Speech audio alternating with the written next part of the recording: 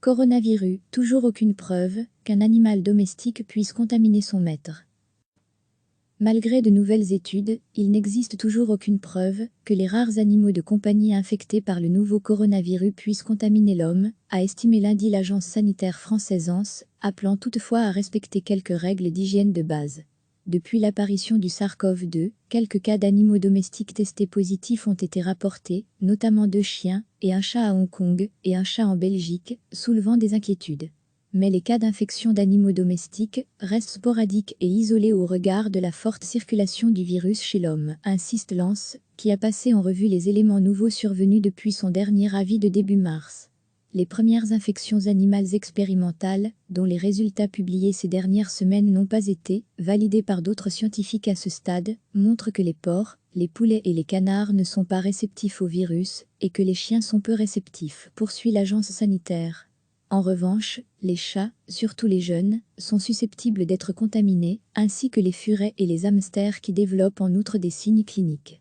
Mais aucun cas de contamination de l'homme par un animal de compagnie n'a été à ce jour rapporté, et il n'existe actuellement aucune preuve scientifique quant à la transmission du SARS-CoV-2 d'un animal domestique infecté à l'homme, conclut l'ANS dans cet avis similaire au précédent. Malgré tout, pour éviter tout risque, l'agence appelle à respecter quelques règles, se laver les mains avec du savon après avoir caressé un animal ou après un entretien de la litière, éviter les contacts étroits au niveau du visage. Et pour préserver son animal, ne pas rester en contact avec lui quand on est malade.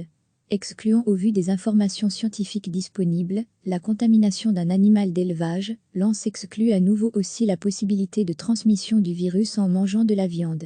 Pour les experts, la seule voie possible de contamination des aliments est leur manipulation par une personne malade. Dans l'état actuel des connaissances, la contamination par voie digestive est toujours écartée, selon l'ANS.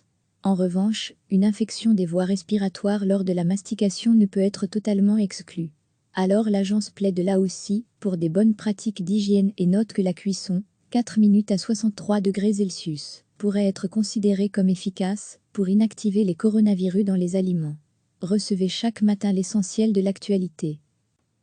Malgré de nouvelles études, il n'existe toujours aucune preuve que les rares animaux de compagnie infectés par le nouveau coronavirus puissent contaminer l'homme, a estimé lundi l'agence sanitaire française ANS, appelant toutefois à respecter quelques règles d'hygiène de base. Depuis l'apparition du SARS-CoV-2, quelques cas d'animaux domestiques testés positifs ont été rapportés, notamment 2 chiens et un chat à Hong Kong et un chat en Belgique, soulevant des inquiétudes.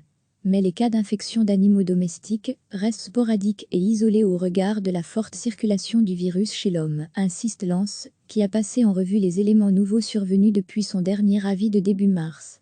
Les premières infections animales expérimentales, dont les résultats publiés ces dernières semaines n'ont pas été validés par d'autres scientifiques à ce stade, montrent que les porcs, les poulets et les canards ne sont pas réceptifs au virus et que les chiens sont peu réceptifs, poursuit l'agence sanitaire. En revanche, les chats, surtout les jeunes, sont susceptibles d'être contaminés, ainsi que les furets et les hamsters qui développent en outre des signes cliniques. Mais aucun cas de contamination de l'homme par un animal de compagnie n'a été à ce jour rapporté, et il n'existe actuellement aucune preuve scientifique quant à la transmission du SARS-CoV-2 d'un animal domestique infecté à l'homme, conclut l'ANS dans cet avis similaire au précédent. Malgré tout, pour éviter tout risque, l'agence appelle à respecter quelques règles, se laver les mains avec du savon après avoir caressé un animal ou après un entretien de la litière, éviter les contacts étroits au niveau du visage. Et pour préserver son animal, ne pas rester en contact avec lui quand on est malade. Excluant au vu des informations scientifiques disponibles, la contamination d'un animal d'élevage, l'ANS exclut à nouveau aussi la possibilité de transmission du virus en mangeant de la viande. Pour les experts, la seule voie possible de contamination des aliments est leur manipulation par une personne malade. Dans l'état actuel des connaissances, la contamination par voie digestive est toujours écartée, selon l'ANS. En revanche, une infection des voies respiratoires lors de la mastication ne peut être totalement exclue. Alors l'agence plaide là aussi pour des bonnes pratiques d'hygiène et note que la cuisson, 4 minutes à 63 degrés Celsius, pourrait être considérée comme efficace pour inactiver les coronavirus dans les aliments. Cliquez sur s'abonner pour recevoir les dernières nouvelles.